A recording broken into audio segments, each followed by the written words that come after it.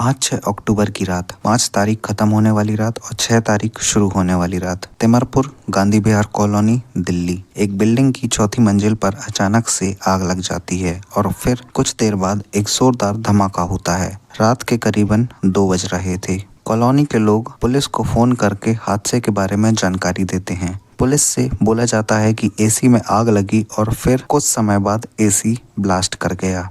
Police location पर पहुंचती है और भीषण आग देखने के बाद फायर फाइटर्स को इन्फॉर्म करती है। कुछ समय बाद फायर फाइटर्स लोकेशन पर पहुंचते हैं और बेकाबू आग को फ्लैट में घुसकर बुझाते हैं। फायर फाइटर्स कुछ देर बाद आग को काबू कर लेते हैं। आग बुझने के बाद फायर फाइटर्स फ्लैट का दरवाज़ा खोलते हैं। दरवाज़ा खुलने के बाद पुलिस इन्वेस्टिगेशन करने के लिए फ्लैट में जाती है। फ्लैट में जाने के बाद पुलिस ने देखा कि एसी सही सलामत है, बस धमाके के कारण थोड़ा सा टूट गया है। असल में सिलेंडर ब्लास्ट हुआ है और पुलिस को एक जली हुई लाश मिलती है। पुलिस को एक बात सता रही थी कि सिलेंडर किचन छोड़कर रूम में लाश के एकदम करीब क्यों रखा हुआ है। धमाके के कारण सारा सामान भी तहस नहस हो जाता है। पुलिस ने सिलेंडर वाली बात को इग्नोर कर दिया क्योंकि फ्लैट का दरवाजा अंदर से लगा हुआ था। पुलिस लाश की पहचान करने की कोशिश करती है तो पुलिस को रामकेश के बारे में पता चलता है। रामकेश एक 32 वर्षीय यूपीएससी एस्पिरेंट था। फ्लैट में अकेले रहता था। पुलिस रामकेश के परिवार को इन्फॉर्म करती है। हादसे की जानकारी देते हुए बताती है कि उनके घर का चिराग आग में झुलसकर मर चुका है। अब तक ये कहानी आपको एक दर्दनाक हादसा लग रहा होगा। आगे की कहानी जानने के बाद दुख ज्यादा होगा क्योंकि कहानी एक खूनी प्रेमिका की है। मतलब हादसा दिखने वाला मर्डर है ये। चलिए जानते हैं आगे की कहानी। रामकेश का परिवार जब लोकेशन पर पहुंचता है और सिलेंडर को रूम में रखा देख परिवार को भी एक बार को शक होता है। पुलिस इस केस को हादसा घोषित करके क्लोज करने वाली थी, लेकिन रामकेश के परिवार ने पुलिस से फर्दर इन्वेस्टिगेशन की मांग की। परिवार वालों की मांग को पूरा करते हुए पुलिस ने अलग अलग एंगल से इन्वेस्टिगेशन चालू कर दी। इन्वेस्टिगेशन में सबसे पहले फॉरेंसिक टीम को बुलाया गया। फॉरेंसिक टीम ने लोकेशन से सैंपल्स को इकट्ठा किया। पुलिस ने आसपास के सीसीटीवी कैमरेस की फुटेजेस निकाली। बिल्डिंग के अंदर कोई भी सीसीटीवी नहीं था, केवल मेन गेट पर था। सीसीटीवी में पुलिस ने देखा कि 5 अक्टूबर की रात को आग लगने के 40 मिनट पहले 2 लोग, एक लड़का और एक लड़की, एक साथ बिल्डिंग के अंदर जाते हैं और पीछे से एक और लड़का बिल्डिंग के अंदर जाता है। सबने फेस को पूरा कवर कर रखा था, इसलिए किसी का चेहरा पहचाना नहीं जा सकता था। कुछ देर बाद एक एक कर तीनों लोग अकेले अकेले बिल्डिंग से बाहर आते हैं और मेन गेट से सीधे बाहर चले जाते हैं। इन लोगों के निकलने के कुछ देर बाद ही आग लग जाती है और फिर जोरदार धमाका होता है। इसी बीच फॉरेंसिक टीम की रिपोर्ट आती है। रिपोर्ट के हिसाब से रामकेश की लाश के अलग अलग हिस्से अलग अलग समय पर जलाए गए हैं। मर्डर और हादसा का क्लैरिफिकेशन इस रिपोर्ट से नहीं किया जा सकता था। अब पुलिस ने शक के आधार पर उन लोगों को कस्टडी में लिया जो उस रात बिल्डिंग में आए गए थे। कस्टडी का मतलब होता है कि पुलिस शक के आधार में क्राइम लोकेशन पर मौजूद लोगों को पूछताछ करने के लिए ऑब्जर्वेशन में रखती है कुछ समय के लिए। तीनों लोग जिन गाड़ियों से आए थे वो मेन लोकेशन से थोड़ी दूर पर पार्क करी गई थी। मेन कैमरे में गाड़ियां नहीं दिखी, लेकिन आसपास के कैमरे में साफ साफ गाड़ियां देखी जा सकती थी। पुलिस उन गाड़ियों के नंबर से तीनों का पता लगाती है और तीनों का फोन स्विच्ड ऑफ आता है। पुलिस को सीडीआर कॉल डिटेल्स रिकॉर्ड से पता चलता है कि इन तीनों लोगों के फोन 6 अक्टूबर की रात से बंद हैं। तो इस बात से पुलिस का शक और ज्यादा बढ़ जाता है। पुलिस अब तीनों लोगों के नंबर प्लेट से लिंक एड्रेस पर छापा मारना चालू कर देती है। तीनों लोग उत्तर प्रदेश मुरादाबाद के रहने वाले थे। पुलिस जब अमृता के घर गई तो अमृता के परिवार ने बताया कि अमृता के खराब व्यवहार और गलत हरकतों की वजह से 1 साल पहले ही अमृता के परिवार ने अमृता को त्याग दिया है और परिवार ने इस बात की खबर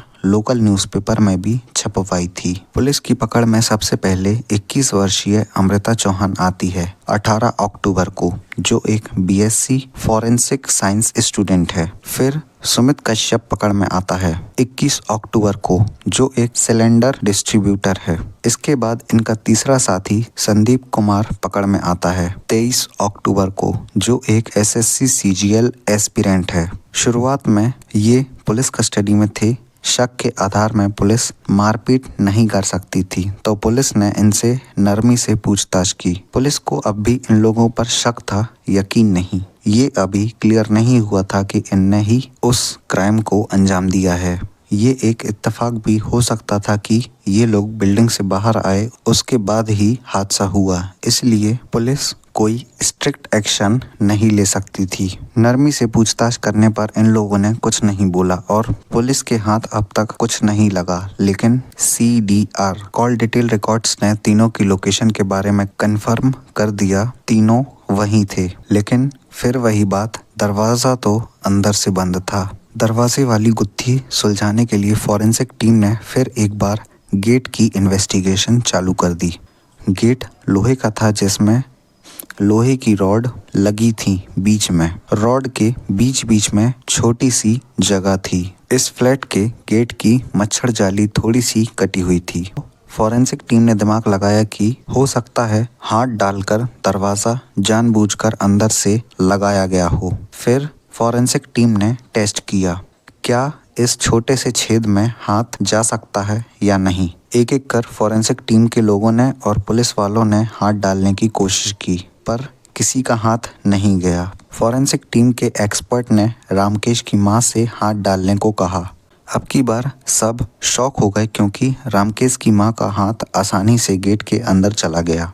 फिर सुमित और संदीप के हाथ डालने की कोशिश की, लेकिन सुमित और संदीप के हाथ नहीं गए। अब अमृता से कहा गया हाथ डालने को, और अमृता का हाथ आसानी से अंदर चला गया और पुलिस का शक यकीन में बदल गया।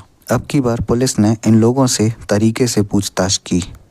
फिर तीनों ने एक ही कहानी सुनाई जो 100% सच थी। पहले अमृता मुरादाबाद में रहती थी। मुरादाबाद में अमृता का बॉयफ्रेंड था सुमित कश्यप, जो एक सिलेंडर डिस्ट्रीब्यूटर है। सुमित से ब्रेकअप के बाद अमृता BSc फॉरेंसिक साइंस की पढ़ाई करने के लिए दिल्ली आ गई। ये बात है मई 2025 की। अमृता ने दिल्ली के एक कॉलेज में एडमिशन ले लिया। एडमिशन लेने के बाद अमृता को रहने के लिए जगह चाहिए थी। अमृता ने जब जगह ढूंढना चालू करी तो कॉलेज के पास ही अमृता की मुलाकात रामकेश से हुई। अमृता ने रामकेश से रूम शेयर करने को कहा। रामकेश झट से मान गया।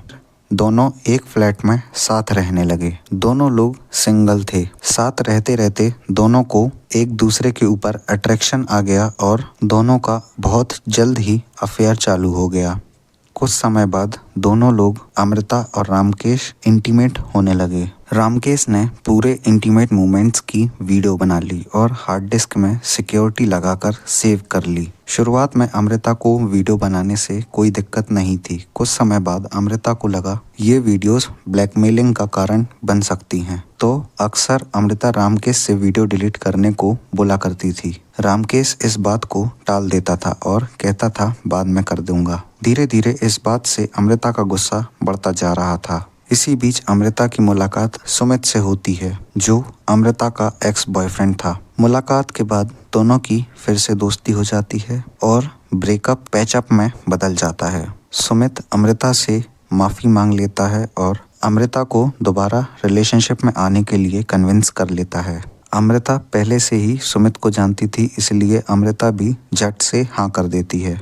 इसके बाद अमृता की रामकेश से दूरियां बढ़ने लगती हैं। अमृता अब अपने पुराने बॉयफ्रेंड सुमित के साथ रहने लगती है।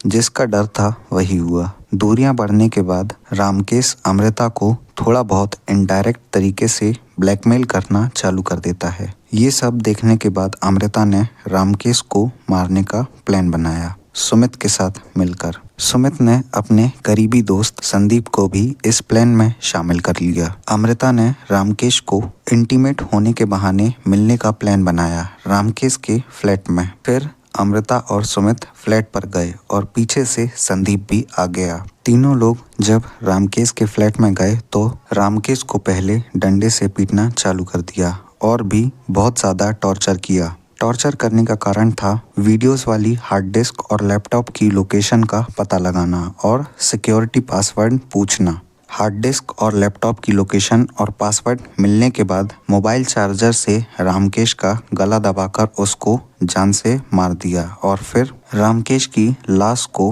रामकेश के फ्लैट पर मौजूद पलंग पर लिटा दिया। अमृता ने ऊपर से घी, तेल, वाइन डाल दी जिससे बॉडी अच्छे से जल सके और कोई एविडेंस ना बचे, क्योंकि अगर पुलिस के हाथ लाश लगती तो तीनों लोगों के पकड़े जाने के चांसेस ज्यादा थे। सुमित क्योंकि एलपीजी सिलेंडर डिस्ट्रीब्यूटर था तो सुमित को ये जानकारी थी कि अगर सिलेंडर की नोजल खराब कर दी जाए तो सिलेंडर कितनी देर में ब्लास्ट करेगा। इस नॉलेज का इस्तेमाल सुमित ने इधर पर किया। सुमित ने सिलेंडर ले जाकर रामकेश की लाश के सिर के पास रख दिया।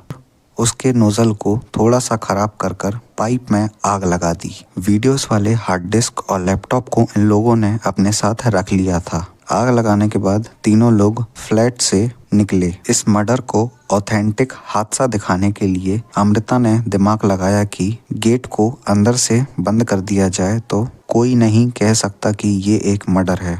इसलिए अमृता ने ठीक ऐसा ही किया, अंदर से दरवाज़ा लगा दिया।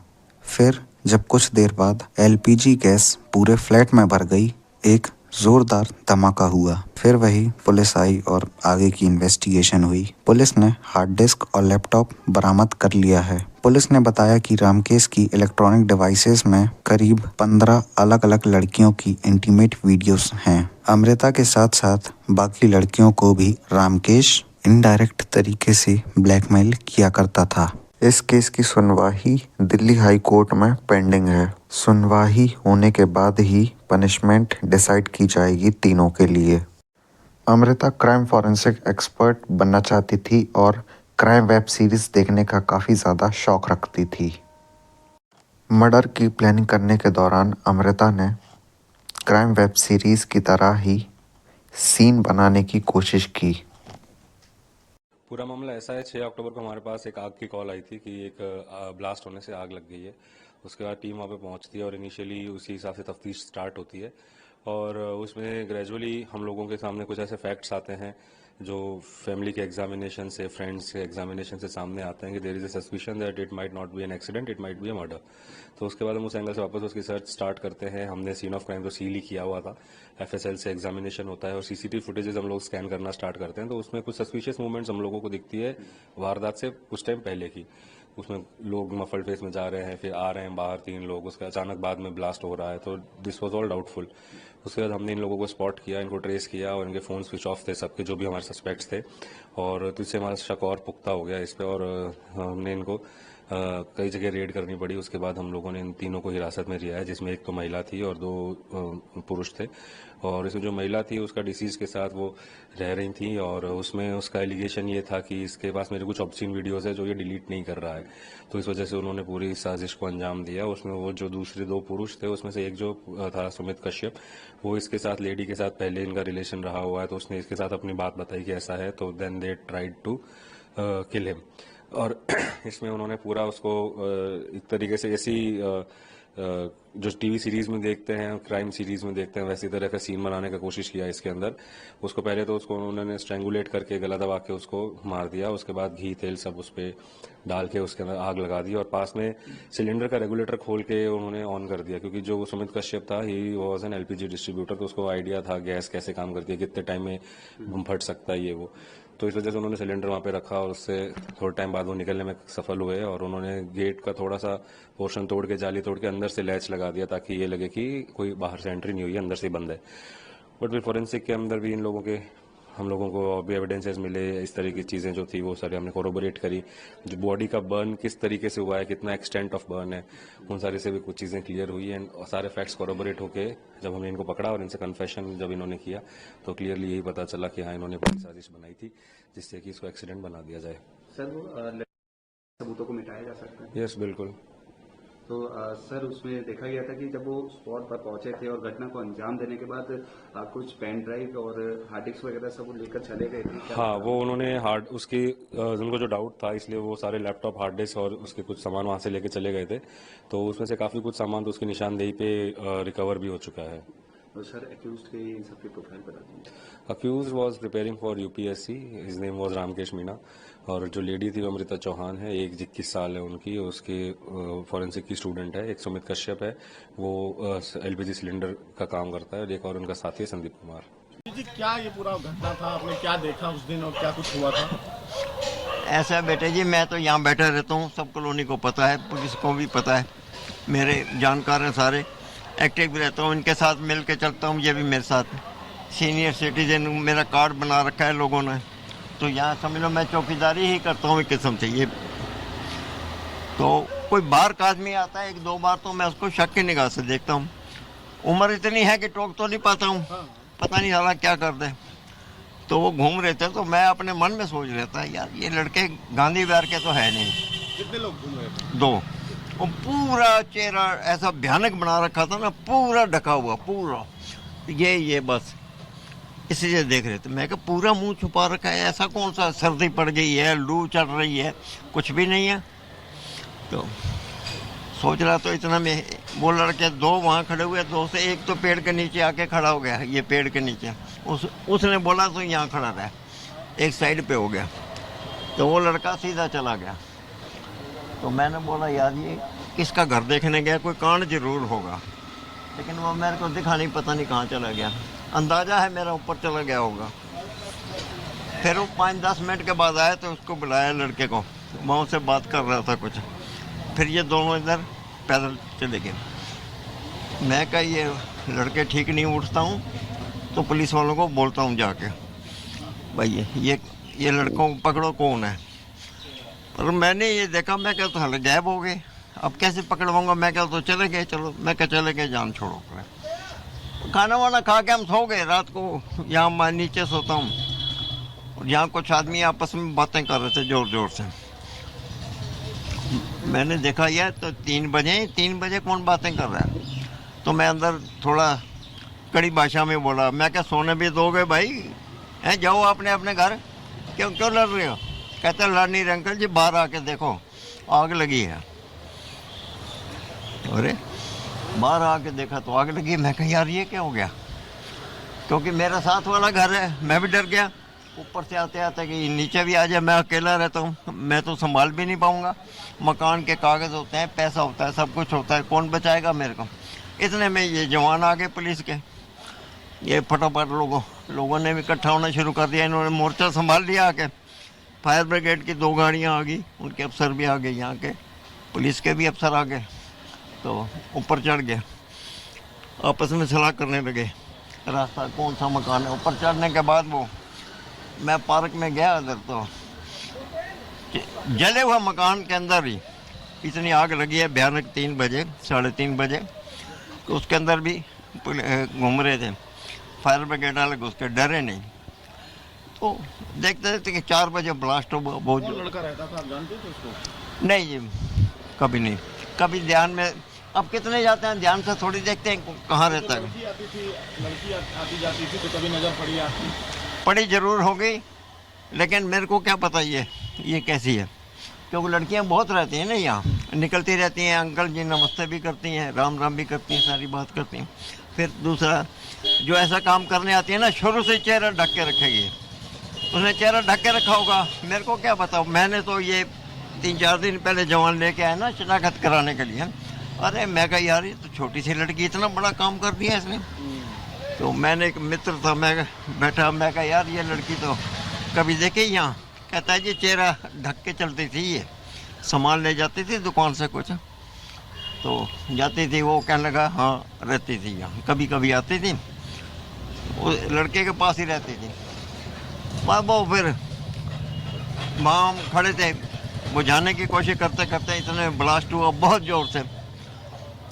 सारे लोग जान गए, ये भी यहाँ रहते हैं हमारे, सारे घबरा गए। बहुत ज़ोर से धमाका हुआ, ऐसा लगा जैसे बम फट गया। तो सारे ने सोचा ये सिलेंडर होगा, हम भी ये सोच रहे थे सिलेंडर है। 4-5 घंटे ये पुलिस वाले लगे रहे, फायर ब्रिगेड वाले लगे, आग पे काबू पा लिया। जब लिखा पढ़ी हो गई, इनके अफसर, बड़े बड़े अफसर आ गए पुलिस के, क्योंकि उनको तो मालूम था ना क्या हो गया है। नीचे पब्लिक को मालूम नहीं था कि अंदर ऐसा मरा पड़ा है। हमने तो समझा आग लगी है, लड़का घर में है नहीं है, चलो बुझ गई है। ख़त्म हो गया। हम तो आगे सो गए। सवेरे उठ के आए तो जब मालूम पड़ा भाई ये क्या हो गया। दुख हुआ, सारी कॉलोनी को दुख हुआ। जवान लड़का था, यहाँ शाम को बैठता था स्कूटर के ऊपर, कभी कभी 2-3 दिन के बाद तो बिस्कुट के 2-3 पैकेट लेता था, ऐसे कुत्ते को डालता था, 2-3 कुत्ते इकट्ठे हो जाते थे। मैं देखता था, मैं कहा यार बड़ा धार्मिक आदमी है ये लड़का, धार्मिक आदमी है। जब भी आता है उनको बिस्कुट खिलाता है, चला जाता है। तो ये मालूम नहीं था कि ये लड़का है। ये तो बाद में आया ना, अगले दिन वो मोबाइल पे आ गया, सब कह रहे। मैं कहा यार ये तो रोज बैठता था हमारे पास आके, समझे। तो अब जो कांड हो गया भाई यही हुआ गया। वो कांड आपको पता ही है जो इन्होंने मिल के करा है।